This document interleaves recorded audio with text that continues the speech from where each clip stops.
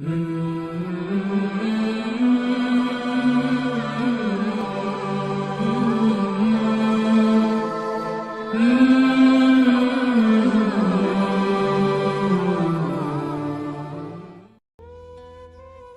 melihat di alam semesta ini ada orang-orang yang takabur, orang yang maksiat dan sombong. Itu Allah dinding untuk bermusahadah, menyaksikan Allah Subhanahu wa Ta'ala pada segala sesuatu. Dengan apa Allah Subhanahu wa Ta'ala mendindingnya? Yaitu dengan makhluk. Padahal makhluk itu pada makna hakikat adalah sesuatu yang tidak ada. Jadi orang maksiat itu tidak bisa menyaksikan yang menjadikan makhluk. Dia hanya berpandangan kepada makhluk. Padahal di dalam makna hakikat makhluk itu sebenarnya tidak ada. Wujud yang ada itu hanya untuk Allah Subhanahu wa Ta'ala. Jadi wujud yang ada hanya untuk Allah Subhanahu wa Ta'ala. Ini kami berikan contoh, apabila ia melihat manusia, hanya dilihatnya sebatas manusia. Bila ia melihat harta atau uang, maka ia melihat hanya sebatas harta uang itu. Jadi kesenangannya itu dengan harta, dengan uang. Apabila dia melihat musibah atau bencana, maka yang ia lihat itu hanya musibah, bencana yang dilihatnya. Mereka tidak mampu menembus pandangan hatinya kepada yang menjadikan segala sesuatu, yaitu Allah Subhanahu wa Ta'ala. Dalam Al-Quran Allah menyampaikan, surat As-Saffat ayat 96, Wallahu khalaqakum wa ma ta'malun. Artinya, aku menjadikan kamu dan perbuatan kamu itu aku yang menjadikannya. Nah, orang-orang yang kotor hatinya, dipenuhi dosa, sehingga Allah mendinding orang tersebut, tidak bisa musahadah melihat kepada Allah Subhanahu wa Ta'ala. Walaupun orang ini rajin sholat, puasa, zakat, bersolawat, tetapi tidak mampu musahadah. Itu alamatnya masih terhijab dengan Allah Subhanahu wa Ta'ala. Siapapun orangnya, baik ulama,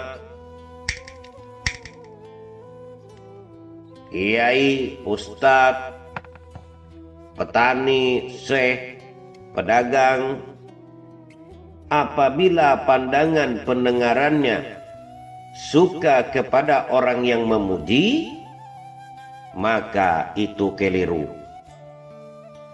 Mata hatinya masih buta. Kemudian jika ada orang mencela, ia marah. Kalau ada orang mendatangkan nikmat, ia senang kepada orang yang memberi nikmat. Kalau ada orang mendatangkan bencana, ia marah kepada orang itu. Ia ini adalah masih terhijab dengan Allah Subhanahu wa Ta'ala, masih terdinding untuk melihat Allah Subhanahu wa Ta'ala, tidak mampu musahadah.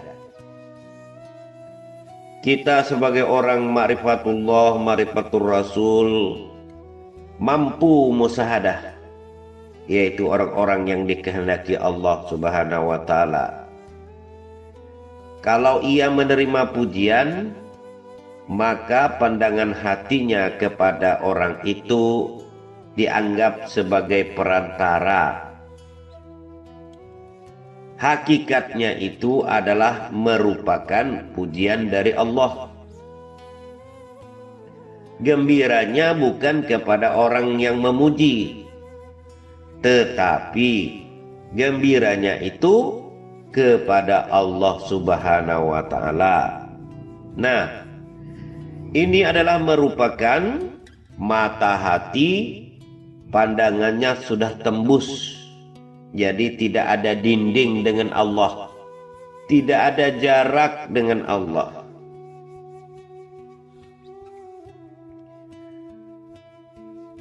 Jika ada orang mencaci, mengganggu, ia tidak akan marah, tidak akan dendam kepada makhluk. Ia anggap itu merupakan teguran dari Allah Subhanahu wa Ta'ala. Jika difitnah seseorang, maka ia tidak dendam kepada orang yang memfitnahnya, tetapi dianggapnya cobaan dari Allah Subhanahu wa Ta'ala. Seluruh ikhwan akhwat ma'rifatullah, ma'rifatur rasul yang dirahmati Allah Subhanahu wa Ta'ala,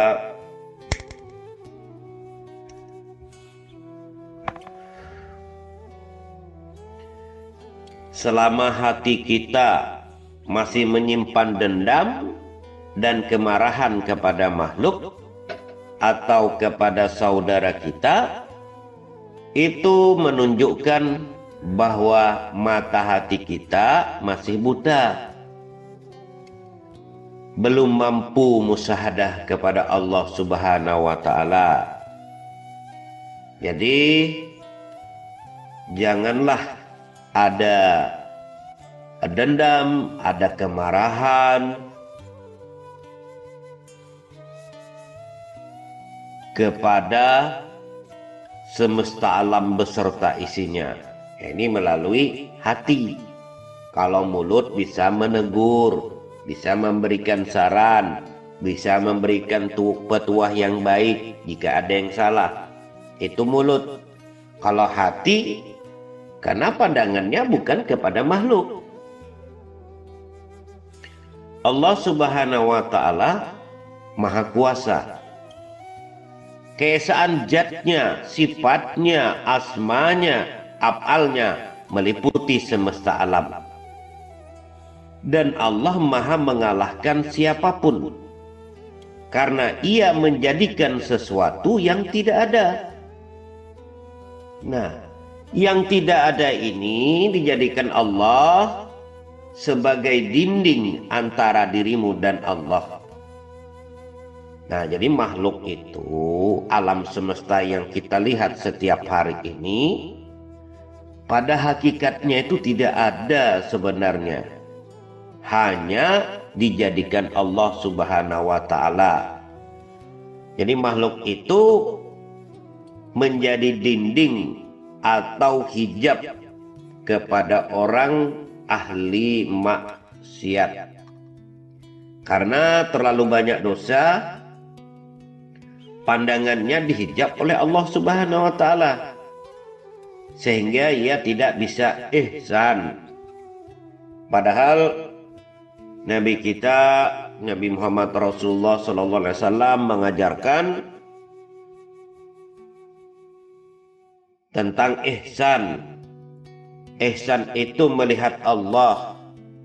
Imam Ghazali berkata begitu melihat Allah.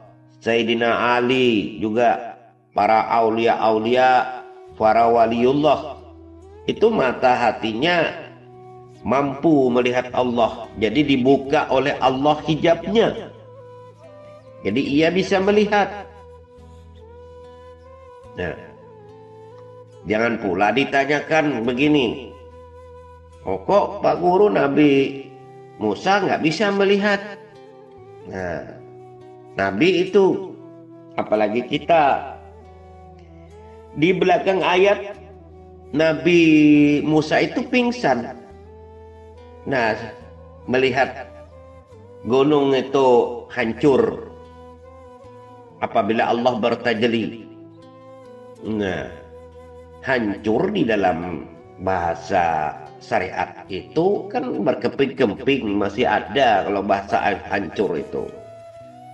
Kalau di dalam bahasa hakikat itu, nah, sudah ada dijelaskan Allah Subhanahu wa taala, yaitu di dalam Al-Qur'an, bahwa di surat Al-Qasas, nah, Al-Qasas ayat 88.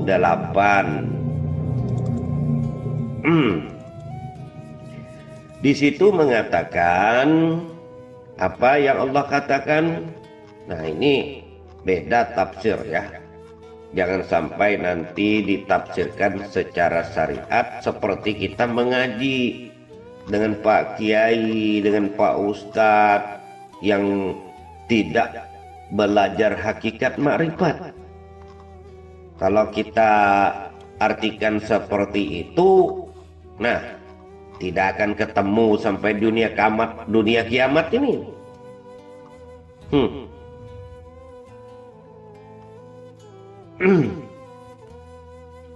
Karena apa?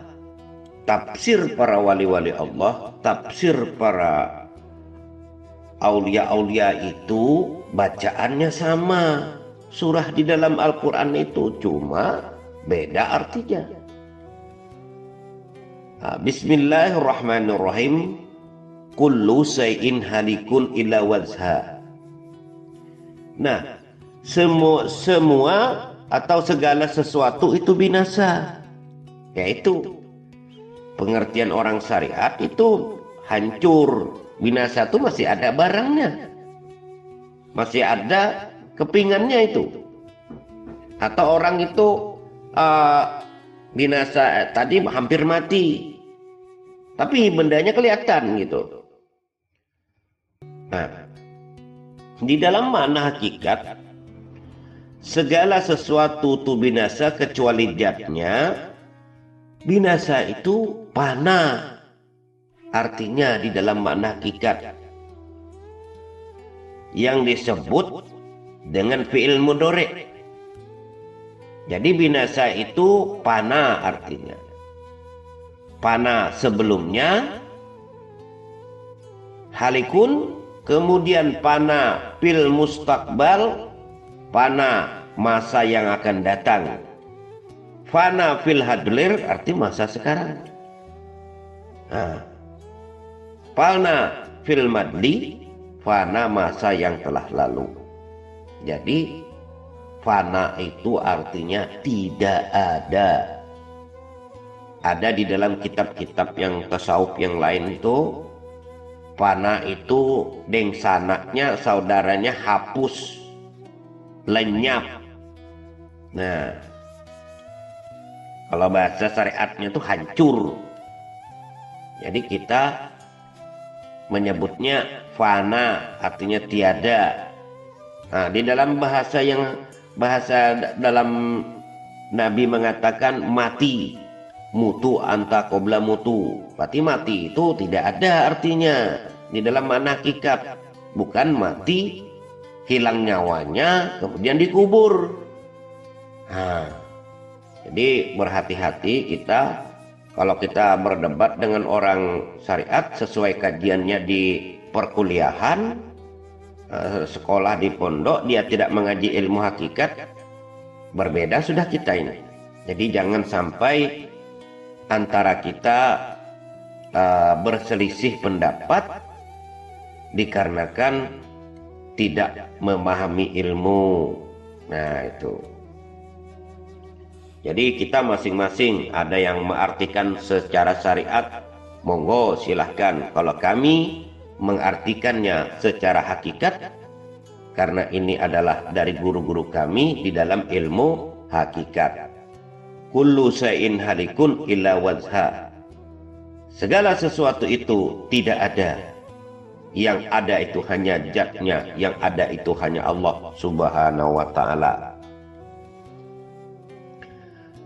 Itu agak panjang kita menjelaskannya. Bapak-bapak, ibu-ibu yang dirahmati, dikasih Allah Subhanahu wa ta'ala. Jika orang ini banyak dosa, tidak bertobat, nah, dia tidak akan paham tentang alam semesta ini. Jadi hanya melihat sebatas alam yang dilihatnya. Ia mendengar, melihat hanya sebatas alam yang didengar, dilihatnya. Pandangan hatinya seperti itu. Mendengar suara manusia yang menyanyi di HP atau di mana saja, pandangan hatinya itu kepada manusia itu.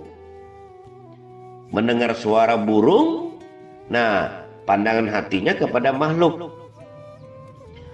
Padahal itu adalah kebesarannya Allah Subhanahu wa ta'ala, keindahan, keelokan Allah Subhanahu wa ta'ala.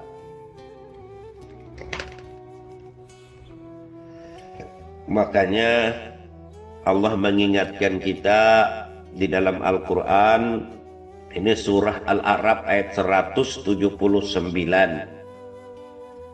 Sesungguhnya kami jadikan untuk isi neraka jahanam kebanyakan daripada jin dan manusia. Mereka mempunyai hati, tetapi tidak dipergunakan untuk memahami kalamnya Allah.